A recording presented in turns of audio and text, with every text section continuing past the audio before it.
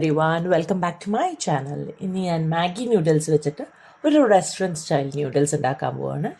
അതിനാദ്യം നമുക്കൊരു സോസ് ഉണ്ടാക്കാം. അതിന് ഇച്ചിരി ചില്ലി ഫ്ലേക്സ് അല്ല പൊടിച്ച മുളക്, അതിലേക്ക് 2 ടേബിൾ സ്പൂൺ കെച്ചപ്പ്, പിന്നെ അതിലേക്ക് തന്നെ ഒരു ടേബിൾ സ്പൂൺ സോയാ സോസ്, പിന്നെ നമ്മളുടെ മാഗി മേടിക്കുമ്പോൾ അതിൽ കിട്ടുന്ന ഒരു മസാലയുണ്ടല്ലോ, അത് ഞാൻ 5 മാഗിയാണ് എടുത്തിരിക്കുന്നത്. പക്ഷേ അതിൽ 3 മാഗിയുടെ മസാലാസ് മാത്രമേ ഞാൻ എടുത്തിട്ടുള്ളൂ. ആ 3 എണ്ണവും ഞാൻ പൊട്ടിച്ചിട്ട് പിന്നെ അതിലേക്ക് 1 സ്പൂൺ വിനീഗറും കൂടി ഒഴിച്ച്, പിന്നെ ഒരു പൊടിക്ക് പിഞ്ച് ഓഫ് ഗരം മസാല അതും കൂടി ആഡ് ചെയ്തിട്ട് നന്നായിട്ടൊന്ന് മിക്സ് ചെയ്തെടുക്കുക. അതാണ് നമ്മുടെ സോസ്. പിന്നെ നമ്മളുടെ ഒരു പാൻ വെച്ചിട്ട് അതിലേക്ക് 2 മുട്ട നന്നായിട്ടൊന്ന് ചിക്കി പൊരിച്ചെടുക്കുക.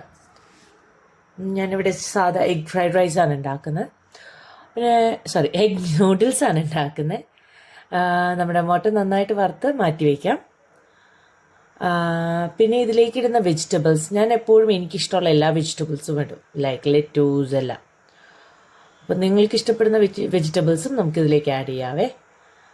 പിന്നെ അതേ പാനിലേക്ക് എണ്ണയൊന്ന് ചൂടാക്കിയിട്ട് വെളുത്തുള്ളി, ഇഞ്ചി, പച്ചമുളക്, സ്പ്രിങ് ഓണിയൻ ഒഴിച്ച് ബാക്കിയെല്ലാം ചെറുതായിട്ടൊന്ന് ക്രഷ് ചെയ്തിട്ടാണ് ഞാൻ ഇടുന്നത്.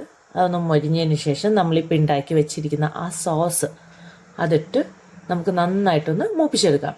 സോസിൻ്റെ പച്ചക്കുത്ത് മാറി അതൊന്ന് നന്നായിട്ടൊന്ന് കുക്കായി കിട്ടും വരെ നമുക്കൊന്ന് സോസ് മൂപ്പിച്ചെടുക്കാം. നന്നായിട്ട് കുക്കായി അതിൻ്റെ എണ്ണ അതിൽ നിന്ന് വിട്ട് വരാൻ തുടങ്ങിയപ്പോൾ ഞാൻ lettuce, spring onion, carrot, beans, capsicums, onions, അങ്ങനെ എനിക്കിഷ്ടപ്പെടുന്ന പച്ചക്കറികളൊക്കെ ഞാൻ ഇട്ടിട്ടുണ്ട്.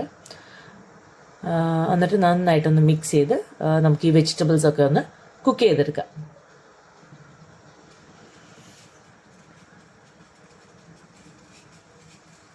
നമ്മുടെ ലീഫി വെജിറ്റബിൾസ് ഒന്ന് വാടിയതിന് ശേഷം ഞാൻ അതിലേക്ക് നമ്മൾ കുക്ക് ചെയ്ത് വെച്ചിരിക്കുന്ന മുട്ട, സ്ക്രാമ്പിൾഡ് എഗ്സ് ഇട്ട് കൊടുത്തിട്ടുണ്ട്. എന്നിട്ട് നന്നായിട്ടൊന്ന് ബീൻസും ക്യാരറ്റും ഒക്കെ ഒന്ന് കുക്ക് ചെയ്തെടുക്കാം. ഇത് ഞാനിപ്പോൾ ലോ ഫ്ലെയിമിലാണ് ചെയ്യുന്നത്. വെജിറ്റബിൾസൊക്കെ കുക്കായതിന് ശേഷം ഞാൻ അതിലേക്ക് വേവിച്ച് വെച്ചിരിക്കുന്ന നമ്മുടെ മാഗി അതിട്ട് കൊടുത്തു. ഞാൻ മാഗി വേവിക്കുമ്പോൾ അതൊരിക്കലും ബ്രേക്ക് ചെയ്യാറില്ല, അത് അങ്ങനെ തന്നെ നല്ല തിളച്ച വെള്ളത്തിലേക്ക് ഇറക്കി വേവിച്ചെടുക്കുകയാണ് ചെയ്യാറ്. അതുകൊണ്ട് തന്നെ നല്ല ലോങ് ആയിരിക്കും. ഞാനിപ്പോൾ കുക്ക് ചെയ്യുന്ന നേരത്താണ് ഞാൻ ഇങ്ങനെ ചെയ്ത് അതൊന്ന് ഉടച്ചെടുക്കും. നന്നായിട്ടൊന്ന് മിക്സ് ചെയ്ത് കൊടുക്കുക. ഒട്ടും തന്നെ വെള്ള ന്യൂഡിൽസ് കാണാൻ പാടില്ല. എല്ലാ ന്യൂഡിൽസുമേയും നമ്മുടെ മസാല പിടിച്ചേക്കുന്ന കളറിലിരിക്കണം. ഇപ്പോൾ നമ്മുടെ ന്യൂഡിൽസ് റെഡിയായി. നമുക്കൊരു പ്ലേറ്റിലേക്ക് മാറ്റി നമുക്കൊന്ന് ജസ്റ്റ് ടേസ്റ്റ് ചെയ്ത് നോക്കാം.